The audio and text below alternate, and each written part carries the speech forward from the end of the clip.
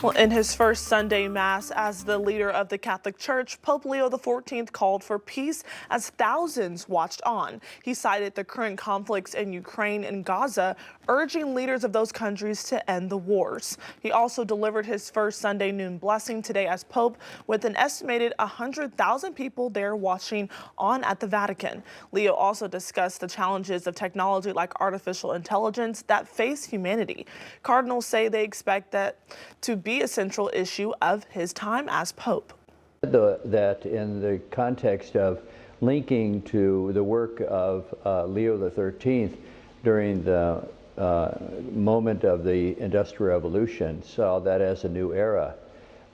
And so he sees this opportunity right now of his service as Leo XIV to take up the challenge of a new technology, namely artificial intelligence, and what that means to humanity. The next big day for Pope Leo XIV will be 1 week from today, when his inaugural Mass happens at the Vatican. Well, for the first time in 3 years, Russia is signaling it wants to engage in peace talks with Ukraine. Russian President Vladimir Putin made the remarks last night, but rejected calls from the United States for a 30-day ceasefire. Putin suggested this Thursday for the meeting. Ukraine's president responded to the news today, calling it a positive sign, saying he would be open to a meeting in Turkey later this week. As trade talks continue between the United States and China, President Trump is urging for a big international trip. He'll be visiting countries across the Middle East this week. CBS News reporter Willie James Ian has the latest from the White House. Mr. Secretary, U.S. Treasury Secretary Scott Bessent described day 2 of the trade talks between the United States and China as productive and said more details will be released Monday. The weekend talks in Switzerland mark the first significant discussions between the two nations since President Trump imposed a minimum tariff of 145% on Chinese goods, and China responded with its own tariff hikes. In other international news, President Trump expressed doubt Sunday on Truth Social that Ukraine will reach a ceasefire deal with Russia, noting President Putin of Russia doesn't want to have a ceasefire agreement with Ukraine, but rather wants to meet on Thursday in Turkey to negotiate a possible end to the bloodbath. The president's post comes just 2 weeks after he sat down with Ukrainian President Volodymyr Zelensky at the Vatican to discuss the war. On Sunday, Zelensky responded cautiously to Russia's offer of direct talks, calling it a positive sign, but insisting that Putin must agree to an immediate ceasefire first.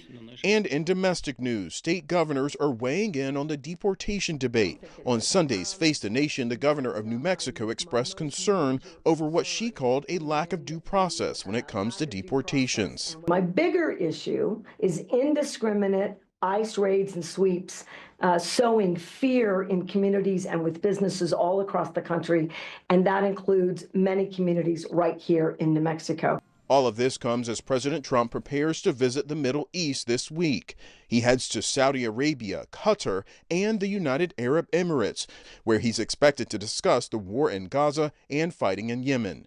Willie James Inman, CBS News, the White House. Graduates at local universities received their diplomas this weekend. Ceremonies were happening throughout the weekend at the University of Arkansas's Fayetteville campus, where more than 5,000 students graduated. Another 650 also received their diplomas at the University of Arkansas Fort Smith. And since graduation season is here, that means college students are starting to head into the job market, and high school students are deciding on what their future will look like. As for college kids, good news for them. According to the National Association of Colleges and Employers, around 90% of employers anticipate a large increase in hiring levels from 2024, that number being nearly 25%. There have also been some change on the high school level. Now, while still the majority of kids are choosing to go to a 4-year university, Leslie Ziegler, a counselor for Fayetteville Public Schools, says that 2-year colleges are becoming more popular.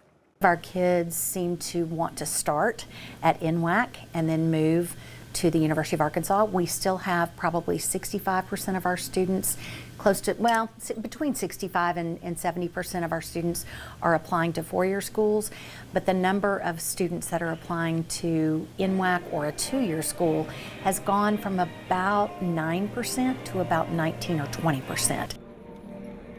Ziegler says a large reason for that increase is the financial help provided by the state of Arkansas. Well, May is Skin Cancer Awareness Month, and it's a month set aside to bring awareness to all forms of skin cancer.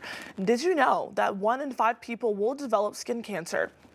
Dr. Sandy Johnson of Johnson Dermatology in Fort Smith says the best way to keep from getting any skin cancer is to pay attention to your skin and avoid the sun as much as possible.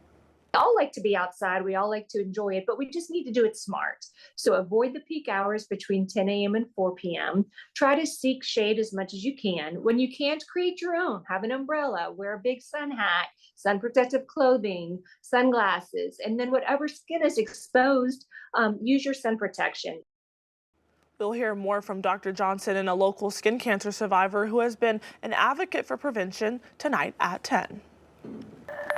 The World Health Organization reports nearly 18% of people worldwide have experienced infertility. And after facing years of emotional and financial challenges on their journey to parenthood, one Bella Vista family found new hope when Walmart introduced its fertility benefits. This Mother's Day is extra special for Felicia Chenault as she celebrates as a mother of not 1, but 2 beautiful babies. In vitro fertilization, or IVF, is the most common assisted reproductive technology form of infertility treatment, but it can be expensive.